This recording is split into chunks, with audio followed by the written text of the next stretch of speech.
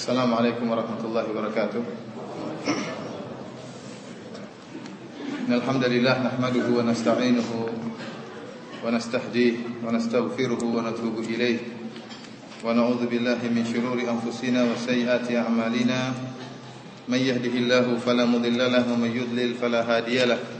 Asyhadu an la ilaha illallah wahdahu la syarika lahu wa asyhadu anna Muhammadan 'abduhu wa rasuluhu la nabiyya ba'dahu. يا أيها الذين آمنوا اتقوا الله حق تقاته ولا تموتن إلا وأنتم مسلمون يا أيها الناس اتقوا ربكم الذي خلقكم من نفس واحدة وخلق منها زوجها وبث منهما رجالا كثيرا ونساء واتقوا الله الذي تساءلون به والأرحام إن الله كان عليكم رقيبا يا أيها الذين آمنوا اتقوا الله وقولوا قولا سديدا يصلح لكم أعمالكم ويغفر لكم ذنوبكم ومن يطع الله ورسوله فقد فاز فوزا عظيما أما بعد فإن أصدق الحديث كتاب الله وخير الهدي هدي محمد صلى الله عليه وسلم وشر الأمور محدثاتها فإن كل محدثة بدعة وكل بدعة ضلالة وكل ضلالة في النار. Ikhwani fillah wa akhwati fid din, azani Allah wa iyyakum. Alhamdulillah kita bersua kembali di tempat yang mulia ini. Dan sebagaimana yang ingin Ana sampaikan pada kesempatan kali ini, topik kita pada malam hari ini adalah tentang kisah hadithul ifk, tentang tuduhan dusta yang pernah dituduhkan oleh orang-orang munafik kepada Ummul Mukminin, ibu kita bersama Aisyah radhiyallahu taala anha, bahwasanya dia telah berzina dengan seorang sahabat yang bernama Safwan bin Mu'attal As-Sulami radhiyallahu taala anhu. Ketahuilah ikhwani fillah, akhwati fid din, azani Allah iyyakum. Orang-orang munafik senantiasa ingin mengganggu Nabi sallallahu alaihi wasallam dan ingin menyakiti Nabi sallallahu alaihi wasallam baik secara fisik maupun secara mental. Tatkala mereka tidak mampu untuk menyakiti Nabi sallallahu alaihi wasallam, menyakiti fisik Nabi sallallahu alaihi wasallam, maka mereka berusaha meresahkan Nabi sallallahu alaihi wasallam dengan cara apapun. Ada kesempatan apapun untuk bisa meresahkan Nabi sallallahu alaihi wasallam, membuat gelisah Nabi sallallahu alaihi wasallam, maka mereka lakukan.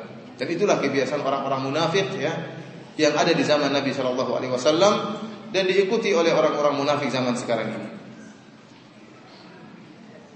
Ikhwani fillah wa akhwati fid din, azani Allahu wa iyyakum. Di antara orang-orang munafik yang sangat keras permusuhannya kepada Nabi sallallahu alaihi wasallam adalah pimpinan mereka, Abdullah bin Ubay bin Salul. Dia adalah Sayyidul Ansar. Tatkala sebelum Nabi sallallahu alaihi wasallam terjadi Yaum Bu'ats, hari peperangan antara suku Aus dan suku Khazraj. Dahulu kaum Ansar saling berperang sebelum kedatangan Nabi sallallahu alaihi wasallam. Tatkala Yaum Bu'ats, peperangan di suatu tempat yang dikenal dengan peperangan Bu'ats di kota Madinah, terjadi peperangan keras yang sengit antara kaum Ansar dan antara kaum Aus dan suku Khazraj. Sehingga tatkala itu banyak tokoh-tokoh pembesar dari suku Aus dan suku Khazraj yang meninggal dunia, pimpinan-pimpinan mereka. Oleh karenanya disebutkan oleh Nabi sallallahu alaihi wasallam bahwasanya peperangan Bu'ats itu merupakan anugerah yang Allah berikan kepada Nabi sallallahu alaihi wasallam. Kenapa? Karena tokoh-tokoh dari suku Aus dan suku Khazraj banyak meninggal dunia. Sehingga tatkala Nabi berdakwah di kaum Ansar mudah diterima, tidak ada orang yang hasad. Kenapa? Karena tokoh-tokohnya sudah pada meninggal dunia. Berbeda tatkala di Mekah, tatkala Rasulullah sallallahu alaihi wasallam berdakwah kepada kaum Quraisy. Di sana ada Abu Jahal, ada Abu Lahab, ada tokoh-tokoh besar yang mereka tidak ingin kepemimpinan mereka diambil alih oleh Muhammad sallallahu alaihi wasallam. Sehingga mereka dengan tegas, dengan keras berusaha menentang dakwah Nabi sallallahu alaihi wasallam. Berbeda dengan suku Aus dan suku Khazraj. Sebelum Nabi berhijrah ke kota Madinah, terjadi perang besar-besaran di antara mereka. Mereka sekitar 120 tahun terus berperang, perang saudara antara suku Aus dan suku Khazraj. Dan puncak peperangan mereka tatkala hari Bu'ats, Yaum Bu'ats, di situ terjadi peperangan besar-besaran di daerah Awali di kota Madinah, sehingga akhirnya tokoh-tokoh mereka pada meninggal dunia seluruhnya, kecuali tinggal satu ekor, yaitu Abdullah bin Ubay bin Salul. Ini satu ekor saja bikin penyakit di kaum muslimin. Sehingga tatkala seluruh tokoh-tokoh suku Aus dan suku Khazraj meninggal dunia, kaum Ansar ingin mengangkat Abdullah bin Ubay bin Salul ini sebagai pimpinan mereka. Karena dia satu-satunya yang masih tersisa hidup. Mereka siapkan dia menjadi pimpinan. Ternyata datanglah Nabi SAW dengan dakwah Islamnya, dengan penuh rahmatnya, sehingga Nabi SAW pun dicintai oleh kaum Ansar, sehingga mereka pun mengangkat Nabi SAW sebagai pimpinan. Tatkala itulah Abdullah bin Ubay bin Salul cemburu dan hasad kepada Nabi SAW, maka dia pun sangat benci kepada Nabi SAW. Jadilah dia pimpinan kaum munafikin, orang-orang munafik. Inilah asalnya kenapa Abdullah bin Ubay bin Salul selalu menanti-nanti kapan ada kesempatan untuk menyakiti Nabi SAW. Sehingga tatkala terjadi hadisatul ifk, ada kesempatan untuk mencela Aisyah radhiyallahu taala anha. Tatkala dia tidak mampu untuk mencela Nabi, dia mencela istrinya. Karena Abdullah bin Ubay bin Salul tahu bahwasanya Aisyah adalah wanita yang sangat dicintai oleh Nabi SAW. Dan jika Aisyah dicela, maka Rasulullah SAW akan gelisah dan akan tersiksa hati beliau dengan fitnah yang beredar. Ikhwani fillah sanallahu iyyakum, sikap orang-orang munafik yang benci kepada Nabi SAW dan juga benci kepada istri-istri Nabi SAW diikuti oleh orang-orang munafik zaman sekarang.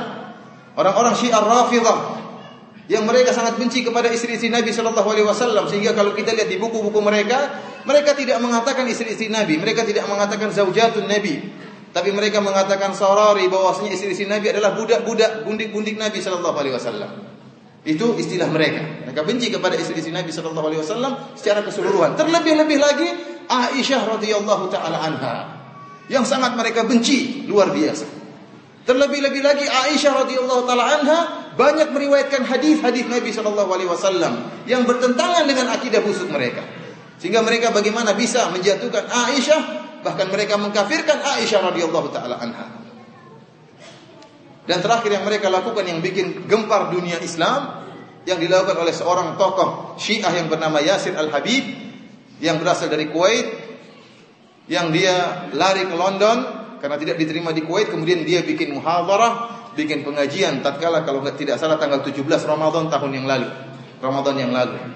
Saya sempat nonton ceramah dia, ya. Durasinya sekitar setengah jam atau lebih. Di situ dia ceramah tentang bahwasanya Aisyah radhiyallahu taala adalah seorang wanita yang kafir. Aisyah radhiyallahu taala adalah pendusta. Aisyah radhiyallahu taala adalah pezina. Aisyah radhiyallahu taala telah meracuni Nabi sallallahu alaihi wasallam. Yang membunuh Nabi adalah Aisyah radhiyallahu taala anha. Dan berbagai tuduhan-tuduhan yang keji kepada ibu kita Aisyah radhiyallahu taala anha. Bahkan dia mengatakan kepada para hadirin, kita hendaknya bersyukur pada hari ini, hari wafatnya Aisyah radhiyallahu taala anha.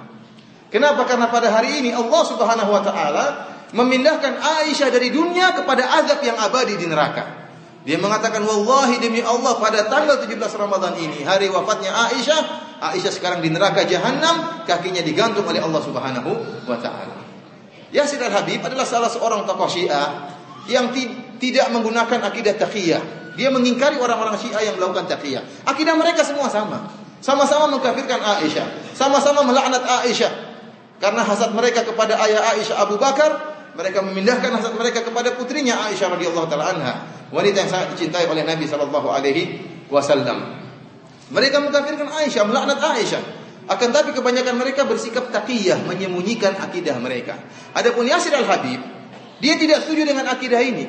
Dia mengatakan taqiyah boleh dilakukan, berbohong itu boleh dilakukan tatkala Syiah dalam keadaan lemah. Adapun kita sekarang dalam keadaan kuat, kata orang Syiah. Oleh karena kita menampakkan akidah kita.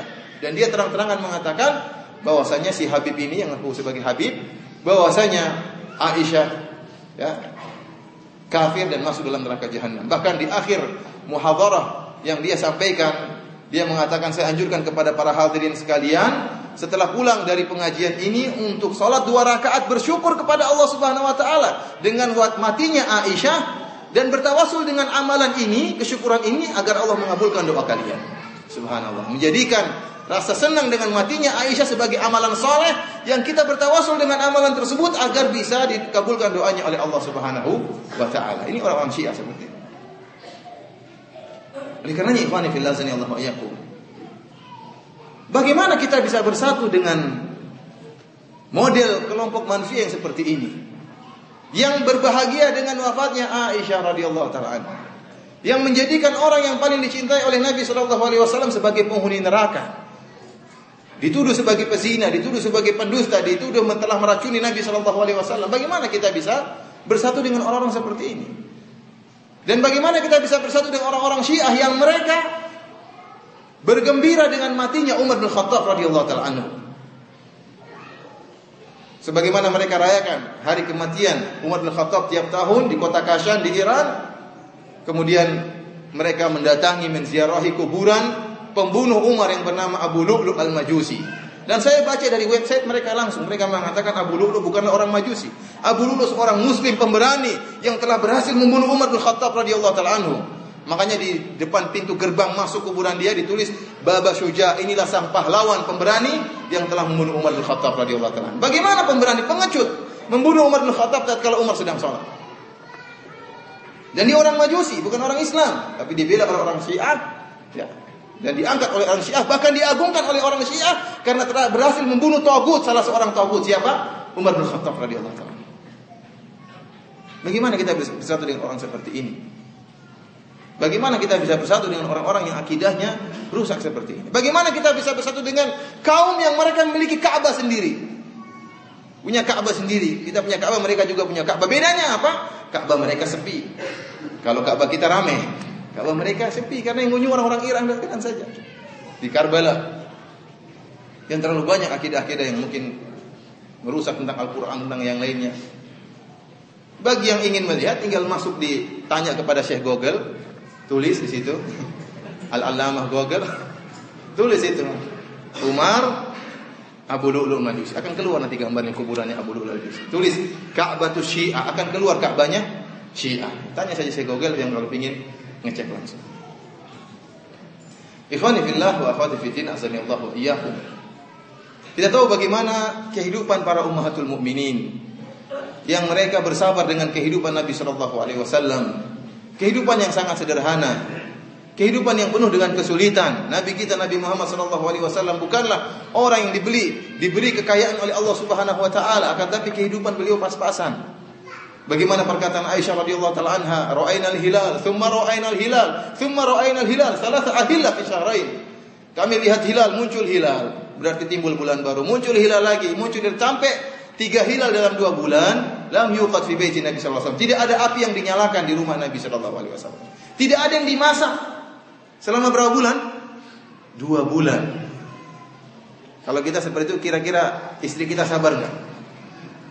Baru 1 hari tidak masak, mungkin sabar. 2 hari tidak masak, mungkin sabar. Seminggu sudah mulai enggak sabar. Istri-istri Nabi mereka bersabar. Sampai ditanya kepada Aisyah, "Wa ma ta'amukum?" Apa yang kalian makan tatkala itu? Al-aswadan, korma dan air putih. Selama berapa bulan? 2 bulan. Sekali-sekali saja Nabi sallallahu alaihi wasallam masak. Lihatlah bagaimana rumah Rasulullah sallallahu alaihi wasallam yang sangat sangat sederhana. Antum kalau pergi ke Madinah bisa lihat kuburan Nabi sallallahu alaihi wasallam. Itu pun setelah ditembok 3 lapisan kuburan Nabi sallallahu alaihi wasallam. Rumah Nabi sallallahu alaihi wasallam. Sampai-sampai tatkala di zaman Sa'id bin Musayyib, tatkala terjadi pelebaran masjid Nabi sallallahu alaihi wasallam dan rumah Nabi ingin dipagari, ingin ditutup, maka Sa'id bin Musayyib, ulama dari kalangan tabi'in, menangis. Jadi dia sangat berharap agar rumah Nabi dibiarkan terbuka dan dilihat oleh para umatnya bagaimana Nabi mereka dahulu menghadapi kehidupan dengan rumah yang sangat sempit. Sampai disebutkan dalam hadis tatkala Nabi sallallahu alaihi wasallam salat malam dan ingin sujud, Aisyah radhiyallahu taala anha tidur di hadapan Nabi sallallahu alaihi wasallam. Sehingga kalau Nabi sujud tidak ada tempat karena ada kaki Aisyah. Maka Nabi harus menyentuh kaki Aisyah agar Aisyah yang tadinya menjulurkan kakinya melipat kakinya supaya ada tempat untuk sujud. Kita alhamdulillah rumah di mana-mana luas, mau salat di mana-mana bisa. Rasulullah SAW tidak seperti itu. Akan tapi istri-istri Nabi SAW bersabar dengan kehidupan yang sulit tersebut. Apalagi Aisyah radhiyallahu taala anha menemani Nabi SAW sampai detik terakhir Nabi SAW. Dan liur terakhir yang menyentuh liur Nabi SAW, liur Aisyah. Karena Abdurrahman bin Abu Bakar tatkala masuk menemui Nabi SAW, Nabi akan meninggal, Nabi SAW tidak mampu untuk berbicara. Kemudian dia melihat siwaknya Abdurrahman. Maka Aisyah tahu bahwasanya Rasulullah ingin meninggal dalam keadaan bersiwak. Maka Aisyah pun mengambil siwak Abdurrahman, dia pun bersiwak, kemudian dia bersihkan dengan air liurnya, dia bersihkan Siwak kemudian diberikan kepada Nabi sallallahu alaihi wasallam. Maka sebelum meninggal, Rasulullah sallallahu alaihi wasallam, liur Nabi sallallahu alaihi wasallam bercampur dengan liur Aisyah radhiyallahu taala anha. Kemudian datang orang-orang Syiah mengkafirkan Aisyah radhiyallahu taala, menuduh dengan tuduhan yang tidak benar. Lihat bagaimana Allah Subhanahu wa taala mengabadikan tentang ummahatul mukminin dalam Al-Qur'an, dalam surat Al-Ahzab, yang Allah Subhanahu wa taala abadikan ayat-ayat ini yang dibaca oleh kaum mukminin sampai hari kiamat kelak insyaallah.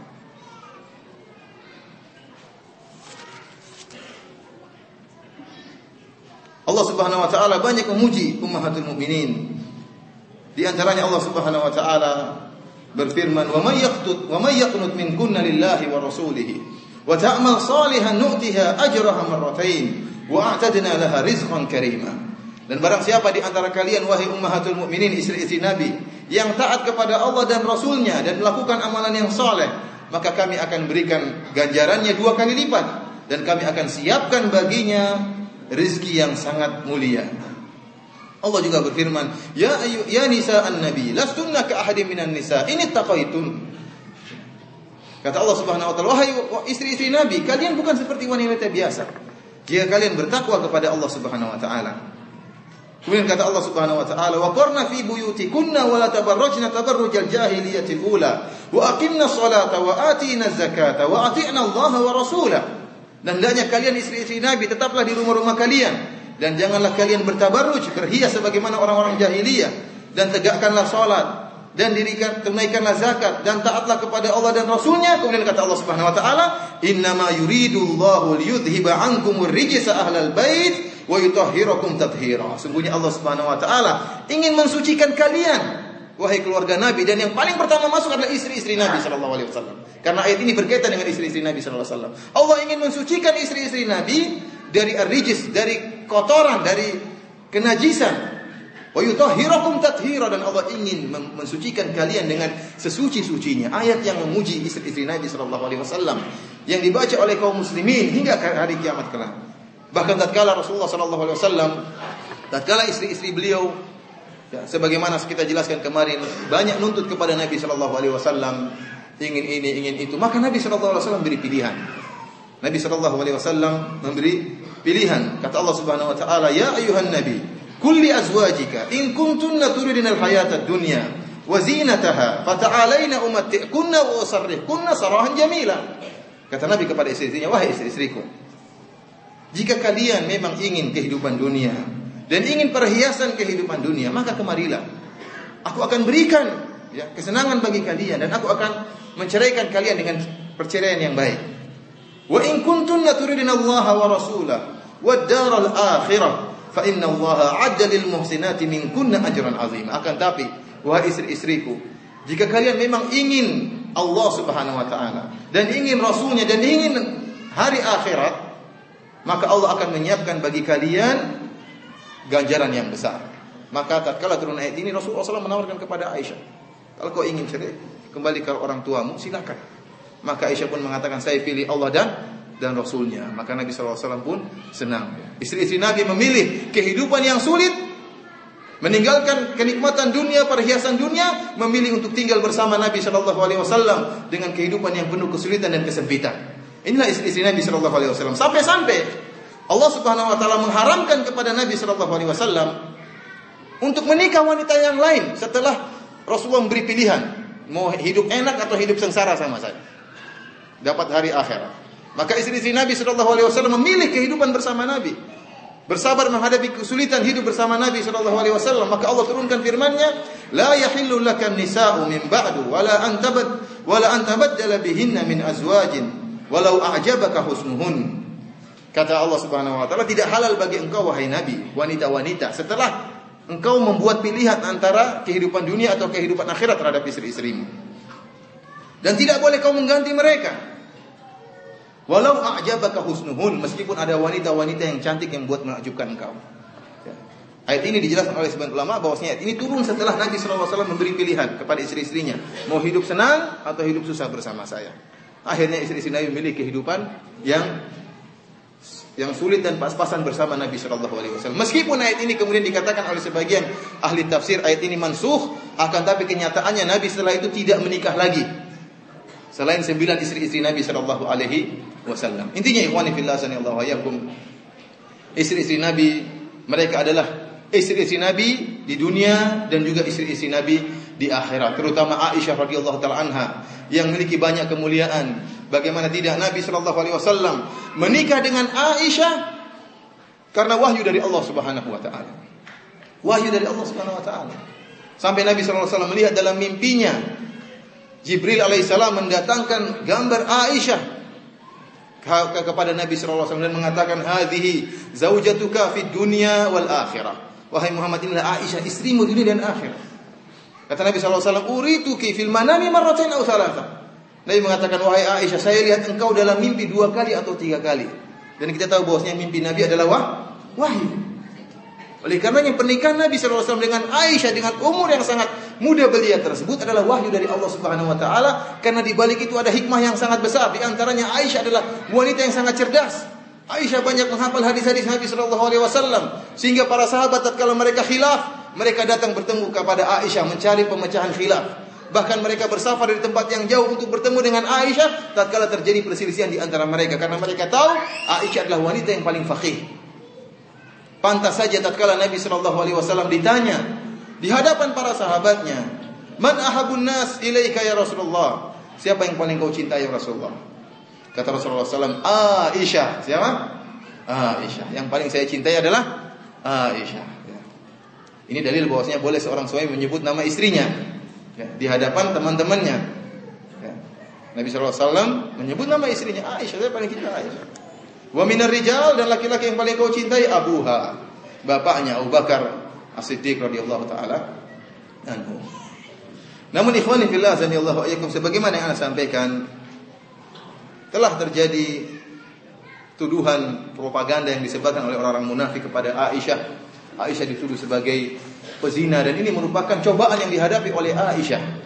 Dan semakin orang beriman tingginya, semakin bertinggi imannya, dia akan menghadapi cobaan yang semakin berat.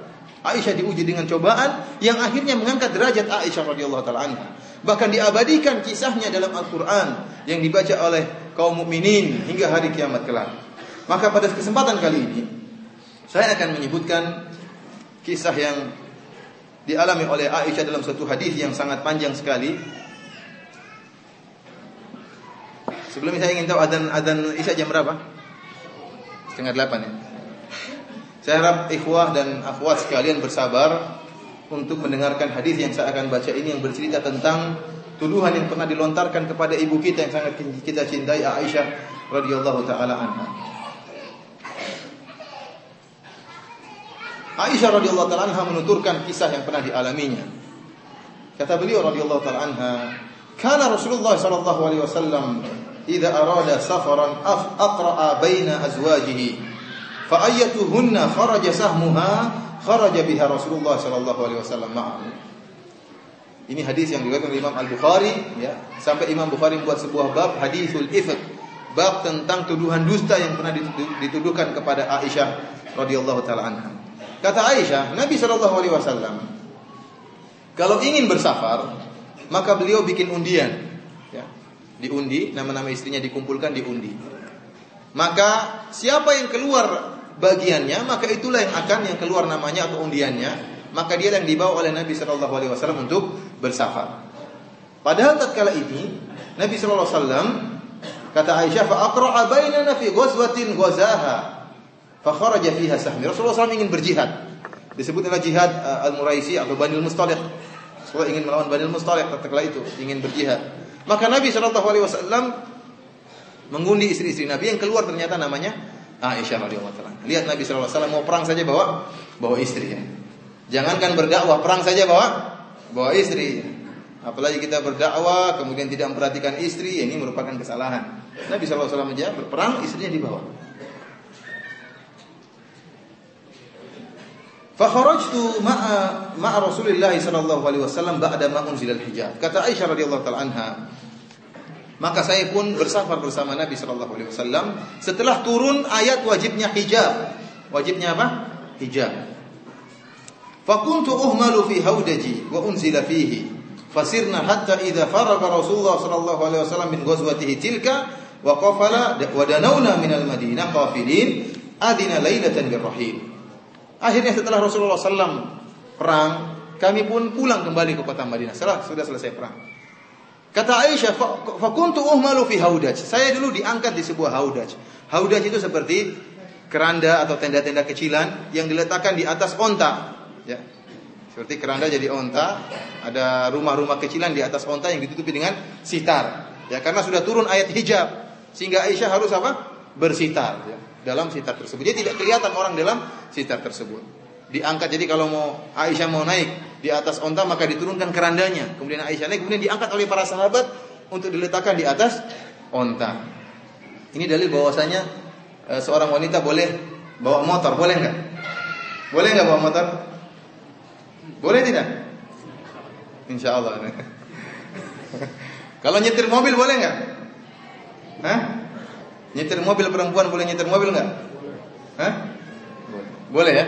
Boleh. Rasulullah aja, Aisyah saja naik onta, apalagi bawa mobil lebih gampang. Adapun fatwa yang disebutkan oleh para ulama di kerajaan Arab Saudi tentang tidak boleh wanita mengendarai mobil, ya. Fatwa Syekh bin Baz, bikin ulama sekarang juga Syekh bin Al-Abbad, itu berkaitan dengan para wanita di sana. Ya. Jadi bukan zat naik mobil itu yang haram, tetapi kemudaratan yang akan timbul jika seorang wanita dibiarkan naik mobil sendiri. Mungkin nanti pacaran, kemudian macam-macam ya. Sehingga sementara laki-laki masih mampu untuk menemani mereka, maka jadi diharamkannya bukan karena naik mobilnya, tetapi karena ada kemudaratan di balik itu. Sehingga saya agak mengkritisi sebagian akhwat yang kemudian menyebarkan fatwa ini melarang wanita naik motor. Terus naik apa? Naik bis campur dengan laki-laki? Tidak, ini fatwa tidak pada tempatnya. Ikhwani fillah, azanillahu iyyakum. Tatkala kami hendak balik ke Madinah dan kami sudah dekat dengan kota Madinah, maka Rasulullah SAW beri isyarat bahwasanya kita istirahat dan kita akan berangkat kembali ke kota Madinah. Jadi Rasulullah SAW memberitahu tatkala ingin berangkat kembali pasukan yang menuju kota Madinah, Rasulullah kasih isyarat sehingga mereka bersiap. Ya, mungkin 1 jam kemudian atau setengah jam kemudian baru, sehingga Rasulullah kasih tahu agar bersiap-siap kita akan segera melanjutkan perjalanan menuju kota Madinah. Kemudian fakumtu hina adanu birrahil famashaitu hatta jawaztu al-jaysh falamma qadaytu sya'ni aqbaltu ila rahli falamistu sadri fa idza iqdun li min jaz'i dhifarin qad inqata'a faraja'tu faltamastu iqdi fahabasani ibtigha'uhu. Maka saya pun tatkala itu ingin buang hajat, kata Aisyah. Maka saya pun turun dari keranda, dari haudaj. Kemudian saya pergi menjauh dari pasukan, kemudian saya buang hajat. Setelah itu saya balik, ingin melanjutkan perjalanan. Tatkala saya sampai di tempatku, di tempat pasukan, falamistu sadri, saya pun megang dada saya. Ternyata ada cincin saya yang kalung saya yang hilang. Ya, kalung saya yang hilang. Yang kalung tersebut ya dari batuan yang indah, meskipun bukan permata, ya, meskipun bukan dari emas, akan tapi Aisyah ada kesan tersendiri dengan kalung tersebut. Sebagian disebut oleh para penjelas hadis, syurahul hadis, sehingga Aisyah ingin mencari kalungnya tadi.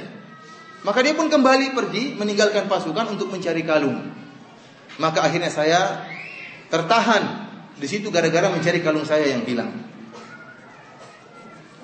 Wa aqbala ar-rahtu alladhi kanu yurahiluna li fahtamalu haudaji farahaluhu ala ba'iri alladhi kuntu arkabu alayhi. وهم يحسبون أنني فيه وكان النساء إذ ذاك خفافا لم يهبلن ولم يفشهن اللحم إنما يأكلن العلقة من الطعام فلم يستنكر القوم خفة الهودج حين رفعوه وحملوه. Kata Aisyah radhiyallahu taala anha, maka orang-orang yang tadinya tugasnya mengangkat haudaj, mengangkat keranda, mereka menyangka saya sudah kembali. Mereka menganggap saya sudah kembali karena para wanita, kata Aisyah radhiyallahu taala anha, tatkala itu mereka kurus-kurus. Tatkala itu di zaman Nabi sallallahu alaihi wasallam para wanita kurus-kurus, tidak tahu zaman sekarang. Tapi zaman dahulu di zaman Nabi sallallahu alaihi wasallam mereka kurus-kurus. Tidak gemuk, kata Aisyah radhiyallahu taala anha, karena mereka makan cuma sedikit. Apalagi kata Aisyah radhiyallahu taala anha, wa kuntu jariyatan haditsatas sin. Saya dulu masih sangat muda. Aisyah radhiyallahu taala menikah dengan Nabi tatkala umur 9 tahun. Disebutkan bahwasanya tatkala terjadi peristiwa hadisatul ifk atau hadithul ifk, umur Aisyah sekitar 14 atau 15 tahun, masih sangat muda. Dan dia kurus.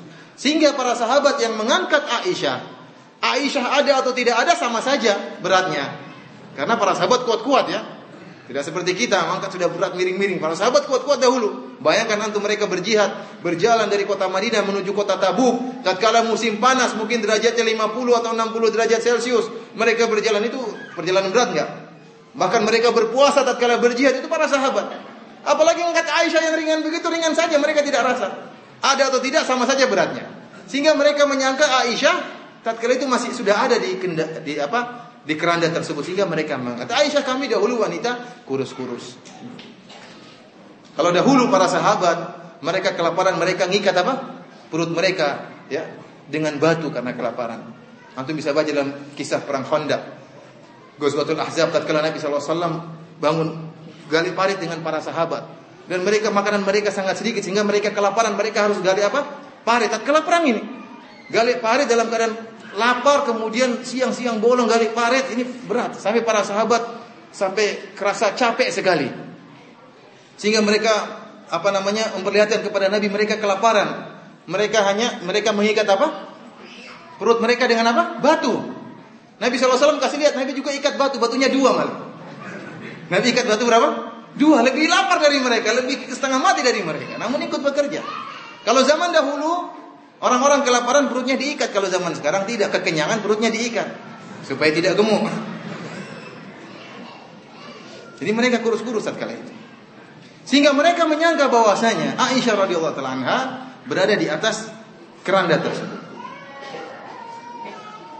Faba'athul jamala fasaru wa wajadtu iqdi ba'da mastamarra jayshu. Faji'tu manazilahum wa laysa biha minhum da'in wala mujib. Fatayammamtu manzili alladhi kuntu fihi. Maka akhirnya saya pun mendapati kalung saya yang hilang tadi, saya dapati. Akhirnya pasukan sudah berjalan, mereka menyangka Aisyah ada di situ. Mereka berjalan melanjutkan perjalanan menuju kota Madinah. Maka saya pun segera kembali ke tempat saya tadi, tempat onta saya tadi, tadi di situ. Ternyata sudah tidak ada pasukan. Maka saya pun teriak, tidak ada yang menjawab, tidak ada seorang pun di situ. Kata Aisyah radhiyallahu taala anha, "Fatayamamtu manzili alladhi kuntu fihi." Maka saya pun diam di tempat onta saya tersebut. Wa dhanantu annahum sayafqidunani fayarji'una ilayya. Maka saya menetap di situ, saya berharap kalau mereka tahu saya tidak ada, mereka akan balik. Ini cerdasnya Aisyah. Karena Aisyah tahu terakhir pertemuan dengan pasukan di tempat itu. Oleh karena ini tidak pergi kanan, tidak pergi kiri, menetap di situ saja. Karena kalau mereka sadar saya tidak ada, mereka akan balik. Ternyata mereka tidak sadar karena mereka menyangka Aisyah ada, tidak hilang. Sehingga mereka tidak balik-balik sampai kota Madinah. Hanya Aisyah kemudian berdiam di situ, di tempat tersebut, tidak kemana-mana. Kata Aisyah radhiyallahu ta'ala anha, "Fa bainama ana jalisatun fi manzili, ghalabatni aini, fanimtu, wa kana Safwan bin al-Mu'attal as-Sulami, thumma dhakwani min wara'il jaysh, fa asbaha inda manzili." Tatkala saya sedang tertidur, mata saya sudah ngantuk, ini saya tertidur dan saya tidur dalam keadaan duduk. Ya, tiba-tiba ada seorang sahabat yang bernama Safwan bin al-Mu'attal as-Sulami. Safwan bin al-Mu'attal as-Sulami ini adalah seorang yang dia minta kepada Nabi agar saya ditugaskan bagian belakang pasukan. Dia ikut berjihad, tapi dia ingin bagian belakang. Sehingga tatkala pasukan berjalan, dia itu tugasnya cari-cari barang yang hilang. Ada ketinggalan mungkin dompet atau apa gitu. Dia mencari-cari barang yang hilang. Mungkin ada apa. Jadi tugasnya seperti itu. Dan disebutkan oleh Al-Hafidz Ibnu Katsir rahimahullah dalam Al-Bidayah wan Nihayah, bahwa Sufyan bin Mu'attal ini istaqilan naum. Tidur, kalau sudah tidur berat, susah untuk bangun. Makanya dia pilih bagian bagian petugas belakang saja. Bahkan disebutkan terkadang dia bangun tidur matahari sudah terbit. Sehingga Nabi SAW menyuruh dia, kalau kamu sudah sadar segera sholat. Artinya kalau sudah tidur sulit untuk bangun. Akhirnya dia tugasnya bagian belakang. Akhirnya tatkala dia berjalan, dia mendapati ada, kata Aisyah radhiyallahu taala anha, fara'a sawada insanin na'imin fa'arafani hina ra'ani. Maka dia melihat dari jauh ada orang yang berbaju hitam yang sedang tidur. Akhirnya Safwan bin Mu'attal mendekat. Siapa gerangan orang ini, wanita ini? Akhirnya Safwan melihat Aisyah. Aisyah tatkala tertidur dalam keadaan wajahnya terbuka, tidak sadar. Cadarnya terbuka. dan dalam keadaan tertidur. Dan tatkala Sofwan melihat Aisyah, Sofwan mengetahui itu bahwasanya itu adalah Aisyah. Kata Aisyah radhiyallahu taala anha, "Wa kana ra'ani qabla al-hijab." Sebelum turun ayat wajibnya hijab, Sofwan ini pernah melihat saya. Ini dalil bahwasanya masalah jilbab, masalah hijab itu masalah syar'i, bukan masalah adat. Orang Arab dahulu mereka tidak berhijab. Kemudian turun ayat dari Allah untuk menyuruh mereka berhijab. Jadi adat mereka dulu tidak berhijab, kemudian turun ayat untuk menyuruh mereka berhijab. Dan Sofwan bin Mu'attal pernah melihat Aisyah sebelum hijab, sehingga dia kenal Aisyah. Oh, ternyata ini Aisyah. Apa yang dilakukan Sofwan tatkala mengetahui ini bahwasanya Aisyah ummul mukminin? Fastarja'a, maka Sofwan pun mengatakan, "Inna lillahi wa inna ilaihi raji'un," dengan suara yang lantang agar Aisyah terjaga, agar Aisyah bangun. Fastaiqaztu bistirja'ihi hina arafani, maka saya pun terbangun dengan tatkala mendengar ucapan Sofwan, "Inna lillahi wa inna ilaihi raji'un." Apa kata Aisyah radhiyallahu taala anha? Fa khammartu wajhi bi jilbabi, saya pun segera menutup wajah saya dengan jilbab. Ini kata orang dalil bahwasanya cadar itu hukumnya wajib, ya, kata sebagian ulama dengan dalil ini. Apa kata Aisyah radhiyallahu taala anha? "Wallahi ma takallamna bi kalimatin," sama sekali kami tidak ngomong. Sofwan hanya mengatakan apa? "Inna lillahi wa inna ilaihi raji'un." Tidak bertanya kok bisa di sini, ngapain kamu di sini? Tidak. Gitu aja sudah selesai. Sama sekali tidak ngomong meskipun satu kalimat. Wala sami'tu minhu kalimatan ghairu istirja'ihi. Kata Aisyah tidak mendengar satu kalimat pun dari Sofwan kecuali hanya perkataannya inna lillahi wa inna ilaihi raji'un. Ini adabnya Sofwan terhadap ibunya, ibu ummahatul mukminin, istri Nabi sallallahu alaihi wasallam. Ini bukan istri orang sembarangan, bukan istri ustaz ini. Ini istri Nabi sallallahu alaihi wasallam. Sehingga Sofwan benar-benar beradab dengan istri Nabi sallallahu alaihi wasallam. Maka Sofwan pun segera wahawa hatta anafa rahilatahu fawati ala yadiha faqumtu ilahi farakibtaha fantalaqa yaqudu bi rahilata hatta ataina al-jaysh mugharina bi nahri adh-dhahirah wa hum nuzul. Maka Sofwan bin Mu'attal pun segera menundukkan onta di hadapan Aisyah agar Aisyah mudah untuk naik onta. Jadi Aisyah naik sendiri. Jadi ontanya ditundukkan, kakinya dibentangkan agar mudah dinaiki oleh Aisyah radhiyallahu taala anha. Maka Aisyah pun naik onta, kemudian Sofwan menuntun Aisyah berjalan sampai ke kota Madinah. Jadi Sofwan di depan, Aisyah di belakang ya. Jadi bukan Sofwan di belakang. Kalau Sofwan di belakang nanti Aisyah salah jalan atau enggak enak, mungkin ada yang lihat di belakang, tapi dia di depan sehingga Aisyah dengan santai di belakang. Berjalanlah mereka berdua sampai di kota Madinah menyusul pasukan perang. Pasukan perang baru saja sampai dan mereka baru saja beristirahat. Sofwan bin Mu'attal menuntun Aisyah di siang hari bolong. Dilihat oleh banyak orang. Kalau seandainya mereka berzina, ngapain pamer-pamer dua orang di hadapan orang banyak? Coba kalau orang melakukan kesalahan paling sembunyi-sembunyi, udah kamu di luar nih, saya belakangan. Ini barang-barang di hadapan banyak orang. Sekarang mereka sama sekali tidak menyangka akan dituduh sebagai pezina. Jalan siang hari bolong di hadapan orang-orang para sahabat. Disitulah orang-orang munafik ada kesempatan celah sedikit untuk mencela Nabi, mereka manfaatkan. Ada celah sedikit saja. Padahal ini celah yang sangat sempit. Tapi digunakan oleh orang-orang munafik untuk mencela Nabi SAW bahwasanya istrinya telah berzina. Istrinya telah berzina agar membuat resah Nabi SAW. Orang yang paling dicintainya ternyata pezina. Ini adalah godaan atau gangguan yang sangat menyakitkan.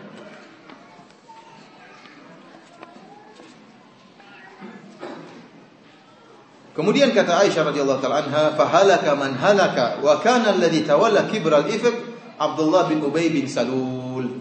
Maka binasalah orang-orang yang binasa, maka mereka pun menuduh saya berzina yang dipimpin oleh Abdullah bin Ubay bin Salul. Dialah provokator, propaganda yang menyatakan bahwasanya Aisyah adalah pezina. Dan Aisyah radhiyallahu taala anha tidak menyebutkan. Ada sebagian sahabat yang terprovokasi, akhirnya ikut-ikutan menuduh Aisyah berzina. Di antaranya para sahabat yang mulia seperti Hasan bin Thabit radhiyallahu taala anhu, Mistah bin Utsatha radhiyallahu taala anhu, dan Hamnah bintu Jahshin radhiyallahu taala anha. Tiga orang ini akhirnya ikut mengatakan Aisyah sebagai pezina. Meskipun demikian, setelah kejadian berlalu, setelah Aisyah dibela oleh Allah Subhanahu wa taala, kalau ada orang mencela Hasan bin Thabit, Aisyah tidak suka.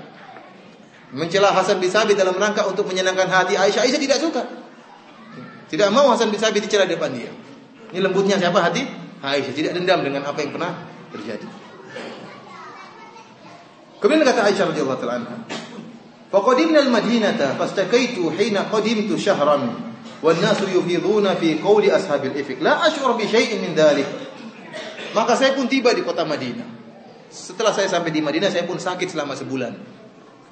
Di rumah saja sakit karena habis safar. Biasanya orang habis safar letih. Aisyah pun sakit di rumah selama sebulan. Namun kata Aisyah, saya tidak tahu kalau orang-orang lagi ngobrol tentang saya pezina. Dia tidak tahu sama sekali kalau ada berita tersebar bahwasanya dia pezina. Karena dia dalam rumah terus, nggak pernah ngerumpi ke sana sini, tidak pernah ke mall, tidak pernah. Aisyah tetap aja di rumah, ya. Sibuk di rumah, ya. Sakit ya sudah mau kemana? Tidak tahu ada kabar-kabar yang beredar di luar rumah beliau radhiyallahu ta'ala anha. Namun ada sesuatu yang meragukan Aisyah. Kata Aisyah, wa huwa yuribuni fi waj'i anni la a'rifu min Rasulillah sallallahu alaihi wasallam al-lutfa alladhi kuntu ara minhu hina ashtaki. Innama yadkhulu alayya Rasulullah sallallahu alaihi wasallam fayusallimu thumma yaqul kaifatikum thumma yansarif. Hanya ada satu perkara yang membuat saya ragu tentang perubahan sikap Nabi sallallahu alaihi wasallam. Biasanya kalau saya sedang sakit, Rasulullah sangat perhatian, sangat lembut. Rasulullah, Aisyah saja tidak sakit, Rasulullah perhatian, apalagi lagi sakit. Perhatian lebih besar kepada Aisyah radhiyallahu taala anha. Akan tetapi selama sebulan saya sakit, Rasulullah sallallahu alaihi wasallam kalau masuk rumah hanya mengatakan kaifatikum, yang artinya kaifa halek, kaifa halu, apa kabarmu? Tsumma yansarif, kemudian pergi. Tidak ada cumbuan, tidak ada basa-basi, tidak ada ngomong kok begini Rasulullah SAW. Ada perubahan sikap. Ini yang buat ragu Aisyah, mesti ada sesuatu. Kok Rasulullah masuk hanya mengatakan kaifa haluk.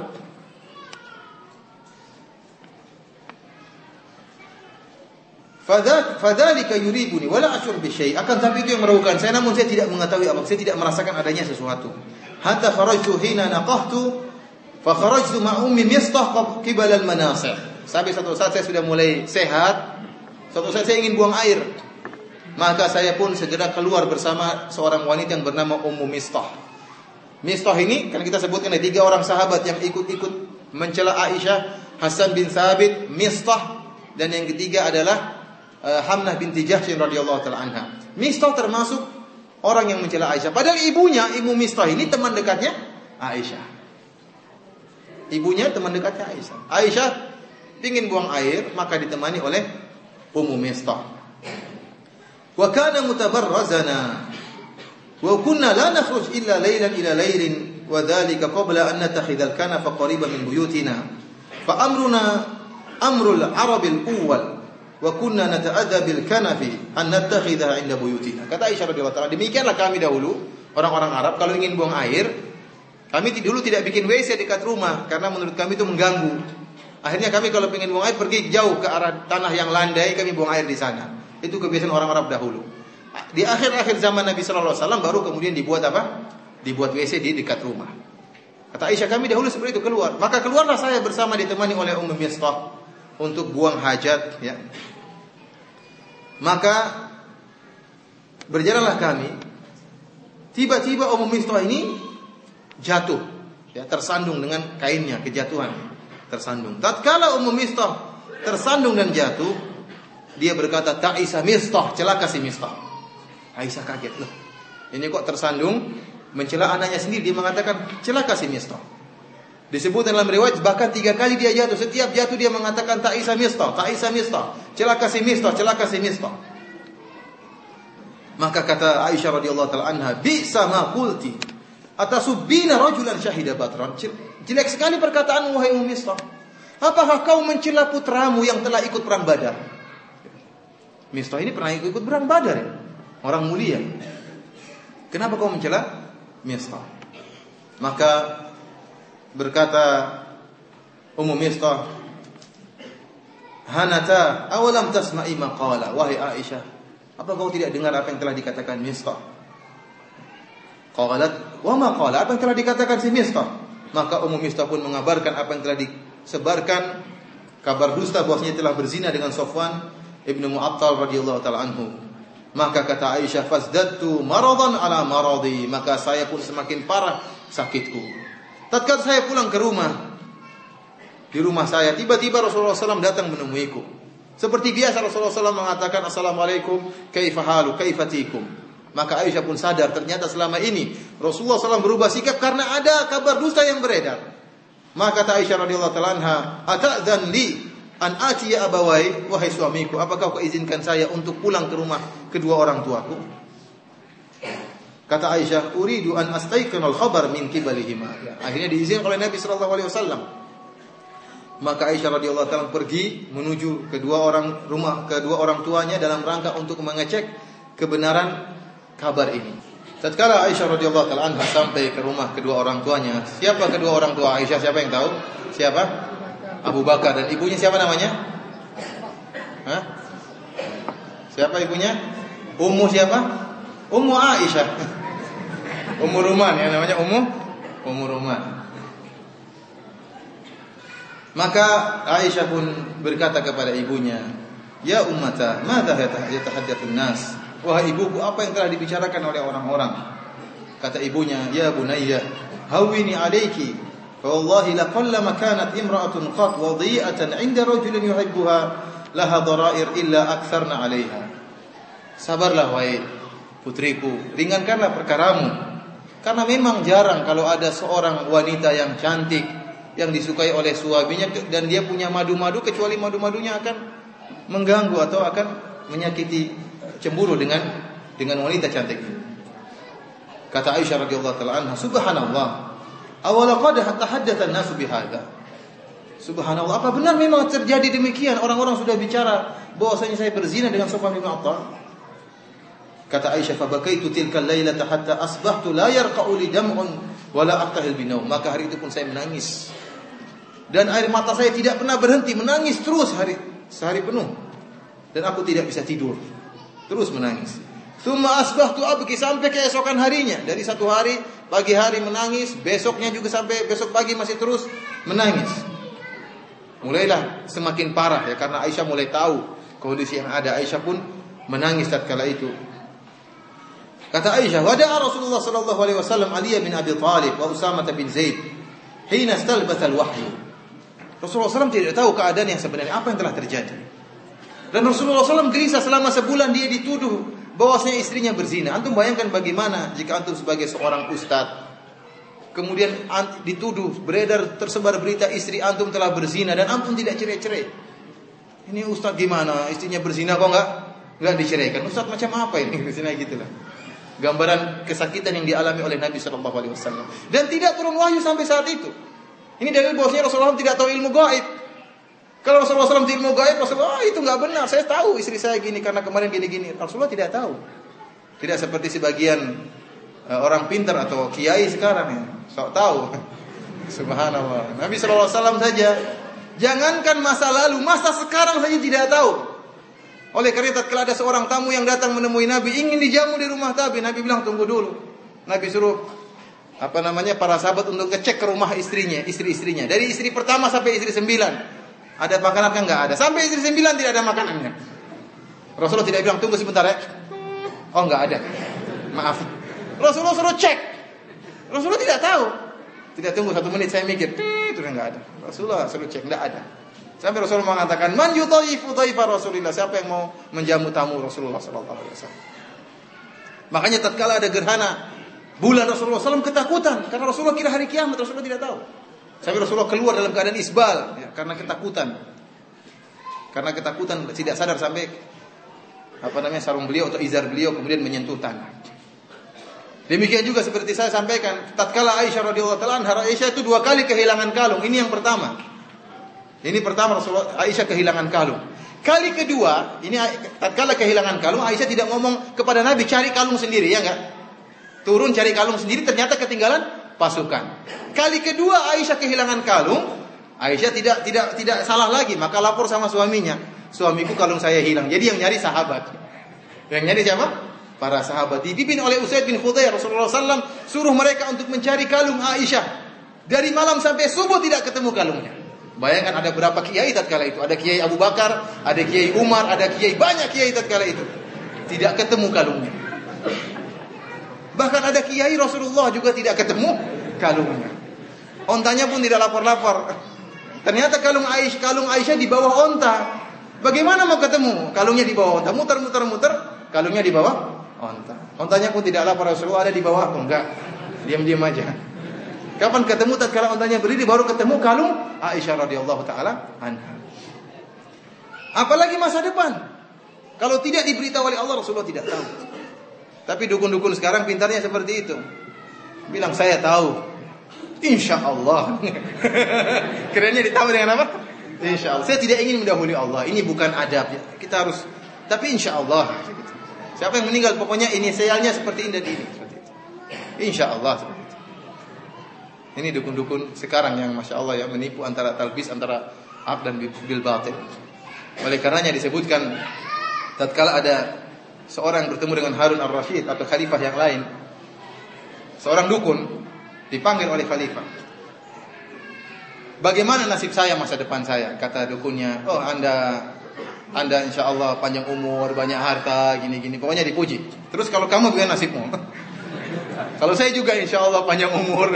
Kamu kadzab, sekarang kamu mati sekarang. Dipenggal saat itu juga. Dia meramal orang bisa, ngeramal dirinya nggak bisa. Makanya dukun kita di subhanallah orang Indonesia ini percaya sama dukun. Kalau pingin kaya pergi ketemu dukun ini, pingin istri cantik pergi ke dukun. Istrinya saja miskin, dukunnya saja miskin, istrinya buruk rupa. Kok masih percaya sama dukun seperti ini? Makanya dia buka perdukunan karena cari duit. Kalau dia bisa kaya nggak usah buka praktek ya. Dia sendiri miskin, kita masih percaya. Intinya Nabi SAW tidak tahu kondisi sebenarnya. Bahkan selama sebulan penuh Rasulullah SAW gelisah. Kata Aisyah radhiyallahu taala anha bahwasanya istalbasal wahyu tatkala tidak turun-turun. Akhirnya Rasulullah SAW mengikuti cara selanjutnya, itu bermusyawarah dengan orang-orang dekatnya. Maka Rasulullah SAW memanggil Ali bin Abi Thalib dengan Usama bin Zaid. Ini dua orang dekat dengan Nabi SAW. Usama juga dekat dengan Nabi SAW. Ali bin Abi Thalib juga dekat dengan Nabi SAW. Terutama masalah-masalah keluarga. Karena Ali sering tinggal bersama Nabi, tahu bagaimana keluarga Nabi SAW. Usama juga demikian. Maka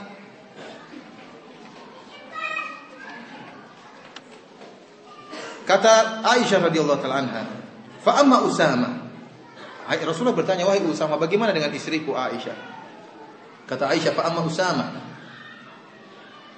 Wa asyara ala Rasulillah sallallahu alaihi wasallam billadhi ya'lamu min bara'ati ahlihi wa billadhi ya'lamu lahum fi nafsihi. Faqala Usama ahluka wa la na'lamu illa khairan.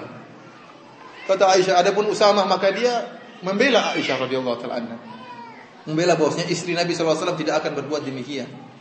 Karena memang ikhwan, tidak ada istri Nabi yang pezina. Istri para nabi ada yang kafir seperti istrinya Nabi Nuh dan istrinya Nabi Lut. Mereka kafir namun mereka bukan pezina. Tidak ada sejarahnya istri Nabi pezina. Yang ada kafir mungkin. Tapi kalau pezina tidak ada, karena ini berkaitan dengan aib sang Nabi. Ya. Bagaimana dia bisa berduaan dengan seorang wanita yang pezina? Ya. Yang berhubungan dengan laki-laki. Tidak mungkin dalam sejarah Islam, dalam sejarah Allah Subhanahu Wa Taala, dalam sejarah hukum-hukum Allah tidak ada seperti ini. Maka kata Usama, saya tidak mengetahui istrimu kecuali kebaikan. Wa amma Ali, kata Aisyah. Adapun Ali bin Abi Thalib tatkala dimusyawarahi dengan Nabi sallallahu alaihi wasallam, apa kata Ali? Ya Rasulullah, lam yudayyiqillahu 'alaika wan nisa'u siwaha katsir. Kata Ali, wahai Rasulullah, kamu tidak sempit, Allah tidak buat kau sempit. Masih banyak perempuan ya Rasulullah. Artinya apa? Kalau kamu cerai masih banyak perempuan. Artinya Ali bukan benci kepada Aisyah, enggak, tapi Ali tidak tega melihat sempitnya dada Nabi sallallahu alaihi wasallam sebulan penuh pusing menghadapi masalah ini. Dia sudah selesai perkara, sudah cerai, enggak tahu urusan dia berzina atau enggak, sudah cerai, cari wanita yang lain, ya sudah selesai perkara. Akan tetapi Ali bin Abi Thalib tidak menjazam, tidak memastikan. Dia hanya kasih isyarat, kasih masukan kepada Nabi sallallahu alaihi wasallam. Makanya setelah itu Ali bin Abi Thalib berkata kepada Rasulullah sallallahu alaihi wasallam, kalau kau ingin tahu yang sebenarnya Rasulullah, salil jariyah tasduka, tanya pembantunya Aisyah. Dia pasti jujur.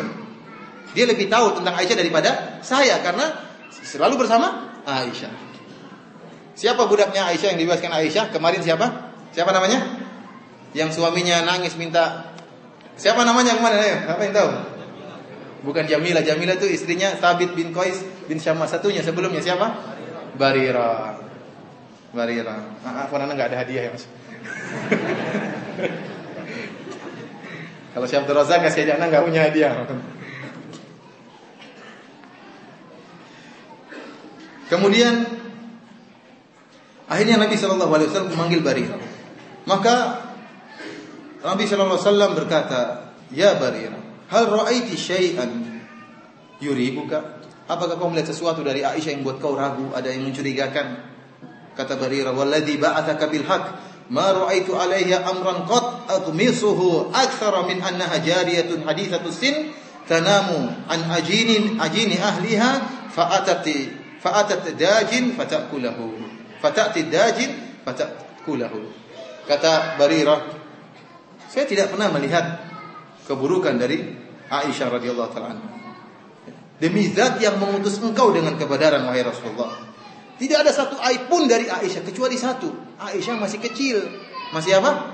Masih muda, masih 14 tahun, 15 tahun, masih 13 tahun, masih muda. Ada satu aibnya, yaitu Aisyah kalau bikin adonan roti, dia sering ketiduran. Begitu ketiduran datang kambing makan adonannya. Itu saja aibnya. Subhanallah. Itu pun Barirah nyebutin dulu, itu karena dia masih kecil. Kasih uzur dulu sebelum nyebutin aibnya. Ini bagaimana salaf ya, sebagaimana kemarin Aisyah sebelum menyebutkan Zainab mencela dia sebutkan kebaikan-kebaikan Zainab. Demikian juga Barirah sebelum menyebutkan kesalahan Aisyah karena ketiduran dimakan adonannya oleh kambing, dia sebutkan Aisyah masih kecil. Akhirnya Rasulullah sallallahu alaihi wasallam pun tatkala mendengar kabar dari budak ini, maka Rasulullah SAW pun pergi naik mimbar. Kemudian berkata, "Ya ma'syaral muslimin, man ya'dhuruni min rajulin qad balagani anhu adahu fi ahli. Wallahi ma 'alimtu ala ahli illa khairan. Wa laqad dzakaru rajulan ma 'alimtu alaihi illa khairan wa ma yadkhulu ala ahli illa ma'i." Kata Nabi sallallahu alaihi wasallam, "Wahai kaum muslimin, siapa yang bela saya untuk menolong saya terhadap gangguan yang telah disampaikan oleh laki-laki ini?" Maksudnya Abdullah bin Ubay bin Salul. Dia telah mencela istriku. Padahal saya tidak tahu kebaikan saya tidak tahu dari istri kecuali kebaikan, kata Nabi SAW. Ini Nabi SAW mengumumkan di hadapan para sahabat. Namun Rasulullah tidak berani memastikan. Dia hanya mengatakan bahwa istriku tidak pernah melakukan kecuali kebaikan. Adapun laki-laki yang disebutkan berzina dengan istriku, Sufyan bin Attal, adalah orang yang baik. Saya tidak tahu kecuali kebaikan orang ini. Dan Sufyan bin Attal benar, dia akhirnya berjihad setelah sepeninggal Rasulullah, dia terus berjihad dan mati dalam keadaan mati syahid tatkala melawan orang-orang Rum di zaman Muawiyah kalau tidak salah radhiyallahu ta'ala. Wa ma yadkhulu ala ahli illa ma'i. Dan Sufyan bin Attal tidak bertemu dengan istrinya kecuali kalau saya lagi berada di rumah baru bertemu dengan istri saya. Akhirnya berdirilah seorang sahabat yang bernama Sa'ad bin Mu'adz. Dia mengatakan, "Wahai Rasulullah, fa in kana ana a'dzuruka ya Rasulullah." Saya tolong kamu wahai Rasulullah. Kalau memang yang mencela kamu adalah seorang dari kami dari kaum Aus, darabtu unuqahu, saya akan potong kepalanya kalau dia yang mengganggu kamu. Wa in kana min ikhwanina minal Khazraj, kalau memang yang mengganggu istrimu adalah saudara-saudara kami dari suku Khazraj, tinggal kau perintah saja Rasulullah. Kita tinggal lakukan apa perintahmu. Tatkala bilang gitu dari suku Khazraj tersinggung. Wah, ini memang kalau yang kita yang dari suku kami yang bunuh kamu mau apa gitu. Ya tersinggung tatkala karena melihat Nabi sallallahu alaihi wasallam yang sangat sangat sedih. Maka berilah Sa'ad bin Ubadah, dan dia pimpinan kaum Khazraj. Ya. Dia berkata, tapi tatkala itu dia terbawa, kata Aisyah, walakin ihtamalatul hamiyah. Kata Aisyah, si Sa'ad bin Ubadah ini terbawa kesukuannya mulai timbul. Maka dia mengatakan, "Kadzabta, la taqtulahu." Tidak mungkin, kau tidak bisa bunuh dia kalau dia dari suku kami. Mulai timbul Timbul perdebatan di antara para sahabat. Nabi sallallahu alaihi wasallam askatahum, Rasulullah SAW menenangkan mereka. Akhirnya mereka pun tenang. Ditenangkan oleh Rasulullah sallallahu alaihi wasallam. Kata Aisyah radhiyallahu ta'ala anha, "Fabakaitu yaumi dzaka kullahu la yarqa'u li dam'un wa la aqtahil binaum. Wa asbaha abawayya indi qad bakaitu lailataini wa yawman." Maka saya pun terus menangis setelah itu. Jadi saya sudah 2 malam menangis dan 1 hari. 2 malam 1 siang saya menangis karena mendengar berita tersebut. Terus air mata mengalir tidak pernah berhenti, kata Aisyah radhiyallahu ta'ala anha. "Hatta inni la adhunnu anna al-buka faliku kabidi." Sampai saya menyangka bahwasanya tangisan yang terus mengalir bisa mematahkan hatiku, artinya bisa membunuh saya. Karena terus menangis 2 malam tidak berhenti, 2 malam 1 siang terus menangis. Dan saya bersama kedua orang tua saya. Fa bainama abawayya jalisani indi wa ana abi. Tatkala saya sedang duduk dan kedua orang tua saya Abu Bakar dan Ummu Ruman juga duduk bersama saya, tiba-tiba ada seorang wanita dari Ansar ketuk pintu minta izin bertemu dengan Aisyah. Fajalasat tabki ma'i, maka perempuan ini diizinkan silakan bertemu Aisyah. Ternyata ikut nangis sama Aisyah. Ikut apa? Berduka cita bersama. Minta izin buat apa? Buat nangis saja bersama Aisyah. Subhanallah. Fabainama nahnu ala dzalik dakhala Rasulullah sallallahu alaihi wasallam thumma jallas. Tatkala kami sedang demikian tiba-tiba datang Rasulullah sallallahu beri salam kemudian duduk. Lam yajlis indi. Jadi masalahnya Rasulullah tidak duduk di samping Aisyah. Duduknya menjauh dari Aisyah radhiyallahu taala. Ini diingat semua oleh Aisyah. Kata Aisyah, lam yajlis indi. Masuk beri salam tidak duduk di sampingku tapi duduk apa? Menjauh. Ini diceritakan dengan detail oleh Aisyah radhiyallahu taala anha. Wa qad labitha syahran la yuha ilaihi fi sya'ni bi syai'. Dan sudah sebulan Rasulullah SAW gelisah tidak turun wahyu sama sekali. Apa yang dilakukan oleh Nabi? Sudah duduknya jauh dari Aisyah, kata Nabi, fatashahhada Rasulullah sallam hina jalasa thumma qala amma ba'd ya Aisyah. Kemudian Rasulullah SAW pun berkhutbah di depan Aisyah. Rasulullah mengatakan asyhadu an la ilaha illallah wa asyhadu anna Muhammadar Rasulullah. Wahai Aisyah, amma ba'du. Wahai Aisyah, nasihat kepada istri. Asyhadu an la ilaha illallah wa asyhadu Muhammadar Rasulullah, amma ba'du. Wahai Aisyah, sungguhnya telah sampai kabar kepadaku bahwasanya kau begini dan begini bersama si fulan. Fa in kunti bari'atan fasayubarri'ukillah. Kalau memang kau suci, Allah akan mensucikan kamu. Wa in kunti lamamta bidzambin almamti bidzambin. Tapi kalau kau memang melakukan, bayangkan ini ngaku saja istrinya gitu kata Rasulullah sallallahu. Wa in kunti almamti bidzambin fastaghfirillah wa tubi ilaih. Tapi kalau memang benar kau melakukan hal tersebut wahai Aisyah, beristighfarlah kepada Allah dan bertobatlah kepada Allah. Fa innal 'abda idza i'tarafa bi dzambin tsumma taba taballahu alaihi. Kalau seorang hamba melakukan dosa, kemudian dia bertobat, mengaku dosanya, kemudian bertobat, maka Allah akan menerima tobatnya. Mendengar perkataan Nabi, Aisyah semakin bersedih. Jadi Nabi juga ragu rupanya kan? Coba antum suami, ada seorang wanita dituduh berzina, suaminya bilang, kamu kalau suci Allah akan bilang, tapi kalau kamu benar-benar melakukan, ngaku saja. Ini semakin buat apa? Sedih hati Aisyah radhiyallahu taala anha. Kata Aisyah, falamma qada Rasulullah sallallahu alaihi wasallam maqalatahu qalu sadam'i hatta ma ahisu minhu qatratan. Begitu saya mendengar perkataan Nabi demikian dan berhenti perkataannya, tiba-tiba air mata saya terputus, sama sekali tidak keluar air mata. Perubahan sikap Aisyah. Ternyata suaminya begini. Malah mengatakan kalau kamu benar-benar melakukan, ngaku saja, bertobatlah kepada Allah. Karena memang Rasulullah tidak tahu, Rasulullah tidak bisa mengatakan kamu suci, tidak bisa, belum turun wahyu. Dan Rasulullah yang menasihati, kalau kamu Aisyah suci maka Allah akan bilang, tapi kalau kamu berdosa, ngaku saja, Allah akan mengampuni dosa-dosa. Maka Aisyah pun berkata kepada ayahnya, ajib Rasulullah sallallahu alaihi wasallam anni fi maqal. Wahai ayahku, wahai Abu Bakar, wahai ayahku, bela saya, jawab itu perkataan Rasulullah sallallahu alaihi wasallam. Kata Abu Bakar, wallahi ma adri ma aqul, saya tidak tahu mau ngomong apa sama Rasulullah sallallahu alaihi wasallam. Fakultu li ummi, saya pun berkata kepada ibuku, ajibi anni Rasulullah sallallahu alaihi wasallam, wahai ummi, ibuku bela saya, jawab itu perkataan Nabi sallallahu alaihi wasallam. Kata ibunya, demikian juga, la adri mada aku li Rasulullah sallallahu alaihi wasallam. Saya mau ngomong apa? Saya tidak bisa bilang apa-apa sama Rasulullah sallallahu alaihi wasallam. Tatkala sangat sedihlah Aisyah. Rasulullah bilang begitu, ibunya tidak bisa bela, ayahnya tidak bisa bela. Kondisi yang sangat menegangkan tatkala itu. Maka kata Aisyah radhiyallahu ta'ala tatkala itu menyebutkan sebuah ayat yang diucapkan oleh Nabi Yakub alaihissalam tatkala dikabarkan Yusuf telah meninggal dunia dan kemudian adiknya Yusuf telah diambil oleh sang raja. Dia mengatakan apa? Fasobrun jamil. Fasobrun jamil. Kata Aisyah radhiyallahu ta'ala anha, fa wallahi la ajidu li wa lakum mathalan illa Aba Yusuf hina qala. Ya, saya tidak tahu permisalan yang ada pada saya kecuali sebagaimana perkataan bapaknya si Nabi Yusuf alaihissalam. Aisyah terutama karena saya masih kecil, saya lupa, belum hafal Al-Quran, saya lupa namanya Yakub. Dia mau bilang sebagaimana perkataan Nabi Yakub, namun dia tidak lupa namanya Yakub sehingga dia mengatakan sebagaimana perkataan bapaknya Yusuf alaihissalam. Jadi cerita Aisyah mendetail. Fasabrun jamil. Akhirnya, thumma tahawaltu wa taja'tu ala firasy. Saya pun pergi ke tempat tidurku, saya pun berbaring di situ. Wallahu ya'lamu anni hina idin bari'ah, dan Allah mengetahui bahwasanya saya tatkala itu benar-benar suci. Ya. Wa anna Allah mubarri, dan saya berhusnudzon bahwasanya Allah pasti akan membela saya. Walakin wallahi ma kuntu adzun anna Allah munzilu fi sya'ni wahyan yutla. Ya. la sya'ni fi nafsi kana akhar min an yatakallama Allah bi amri, walakinni kuntu arju an yuriya Rasulullah atau yara Rasulullah sallallahu alaihi wasallam fil naumi ru'yan yubarri'uni Allahu biha. Kata Aisyah, saya yakin Allah akan membela saya. Namun saya berharap Rasulullah SAW mimpi, dalam mimpinya Allah menyatakan bahwasanya Aisyah suci. Saya tidak sangka ternyata Allah bela dengan ayat yang Allah turunkan dalam Al-Quran yang dibaca.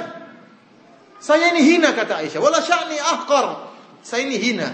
Saya tidak nyangka kehinaan saya ternyata Allah bela dengan apa? Dengan Al-Quran. Inilah bagaimana tawaduknya Aisyah. Ya. Dia tidak merasa saya kan istri Nabi, saya kan suci, pasti Allah bela dengan Al-Quran. Tidak. Dia merasa saya tidak pantas untuk dibela dengan Al-Quran. Namun ternyata Allah Subhanahu Wa Taala bela dengan Al-Quran, bukan dengan sekedar mimpi saja, tapi dengan Al-Quran langsung yang dibacakan sampai hari kiamat kelak. Akhirnya apa? Tatkala itu maka masih kondisi demikian, ya. Tidak seorang pun keluar dari rumah. Abu Bakar masih di situ. Ibunya Aisyah masih di situ, Nabi sallallahu alaihi wasallam masih di situ. Hatta anzala alaihi, tiba-tiba Allah Subhanahu wa taala menurunkan ayat pembelaan terhadap Aisyah kepada Nabi sallallahu alaihi wasallam.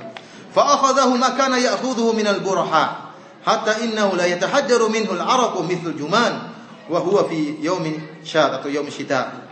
Maka tatkala itu mulailah kelihatan tanda turunnya wahyu. Dan Nabi sallallahu alaihi wasallam gemetar tatkala turun wahyu dan keluar keringat yang sangat deras meskipun musim dingin. Sampai-sampai seakan-akan ada permata yang keluar dari pelipisnya karena akan turun wahyu dari Rasulullah kepada Rasulullah sallallahu alaihi wasallam. Kemudian fasuriya an Rasulillah sallallahu alaihi wasallam. Tatkala sudah sempurna turun ayat maka Rasulullah pun tersenyum. Rasulullah pun tertawa. Kata Aisyah radhiyallahu taala anha, "Fakanat awwal kalimatin takallama biha an qala." Begitu tersenyum dan tertawa Rasulullah pun mengatakan, kalimat pertama yang diucapkan oleh Nabi, kata Nabi, "Ya Aisyah, ama wallahi faqad barra'aka." Sungguh kata demi Allah, Allah telah membela engkau. Ini perkataan Nabi sallallahu alaihi wasallam. Faqalat li ummi, tatkala Nabi mengatakan demikian, maka ibu Aisyah pun sadar bahwasanya telah turun ayat membela Aisyah radhiyallahu taala anha. Maka ibunya berkata, "Qumi ilaihi, wahai putriku, cepat sambut itu Rasulullah sallallahu alaihi wasallam." Sambut siapa? Rasulullah sallallahu alaihi wasallam. Apa kata Aisyah? "Wallahi la aqum ilaihi." Saya tidak mau ke Nabi. Saya tidak mau ke suamiku. Fa inni la ahmadu illa Allah azza wa jalla. Saya tidak mau muji kecuali Allah Subhanahu wa taala. Yang bela Aisyah siapa? Nabi tidak bela, yang bela siapa? Allah. Saya tidak mau ke Nabi sallallahu alaihi wasallam. Ini tauhidnya mantap ini Aisyah. Akhirnya kemudian turun firman ayat yang lain yang berkaitan dengan Aisyah radhiyallahu taala anha, masih agak panjang cuma waktunya sudah terbatas. Di antara firman ayat-ayat yang sekitar 15 ayat yang Allah turunkan dalam surat An-Nur, ya. Di antaranya firman Allah Subhanahu wa taala, "Al-khabithatu lil-khabithin wal-khabithuna lil-khabithat, wat-thayyibatu lit-thayyibin wat-thayyibuna lit-thayyibat." Bahwasanya wanita-wanita pezina adalah untuk laki-laki pezina dan wanita-wanita yang baik-baik untuk laki-laki yang baik-baik. Wanita yang baik-baik untuk laki-laki yang baik, wanita pezina untuk laki pezina. Dan Nabi sallallahu alaihi wasallam adalah orang yang baik, maka istrinya adalah orang yang baik. Dan Allah mengingatkan dalam Al-Qur'an dalam surat Nur, "Ya'idukumullahu an ta'udu limithlihi abadan in kuntum mu'minin." Kata Allah Subhanahu wa taala, Allah ingatkan kalian agar tidak kembali lagi pada perbuatan ini, menuduh Aisyah sebagai pezina. In kuntum mu'minin, jika kalian benar-benar orang yang beriman. Oleh karenanya para ulama sepakat, di antaranya Al-Imam Malik dan juga Ibnu Hazm dan ulama Ahlussunnah seluruhnya menyatakan bahwasanya barang siapa yang menuduh Aisyah berzina setelah turun ayat dalam surat An-Nur menyatakan Aisyah tidak berzina, maka dia telah kafir. Kalau kafir terhadap satu ayat bisa mengeluarkan seorang dari Islam, bagaimana 15 ayat yang Allah turunkan dalam rangka membela Aisyah radhiyallahu taala anha. Oleh karenanya Al-Imam Ibnu Hazm rahimahullah mengatakan, barang siapa yang mengatakan Aisyah berzina, maka dia telah murtad keluar dari Islam dengan murtad yang sangat jelas. Kalau satu ayat saja seorang ingkari bisa keluar dari Islam, bagaimana dengan 15 ayat yang turun bela Aisyah radhiyallahu taala anha? Kalau ibu kita yang kita adalah darah daging dari ibu kita dituduh sebagai pezina, kita marah dan kita emosi dan kita berusaha membela, bagaimana lagi dengan istri Nabi sallallahu alaihi wasallam dan Ummul Mukminin Aisyah lebih kita cintai daripada ibu kita. Kenapa? Karena dia sangat dicintai oleh Rasulullah sallallahu alaihi wasallam. Bagaimana kita tidak emosi, bagaimana kita tidak membela ibu kita Aisyah radhiyallahu taala anha? Oleh karena ikhwani fillah sanallahu yakum, hati-hati dengan pemikiran orang-orang Syiah yang senantiasa melontarkan syubhat, menyatakan Aisyah kafir, menyatakan para sahabat seluruhnya kafir ya, kecuali cuma 8 orang, yang paling baik mengatakan cuma 18 orang ya, kebanyakan mereka adalah kafir, murtad. Ini semua adalah usaha untuk menghancurkan agama Islam, usaha untuk menghancurkan sunnah-sunnah Nabi sallallahu alaihi wasallam. Dan bagaimana kita bisa bersatu dengan mereka sementara akidah kita dengan akidah mereka jauh berbeda. Demikian saja ikhwani fillah, azanillahu wa iyyakum. Bagaimana, ada pertanyaan atau kita salat Isya? Pertanyaan dulu.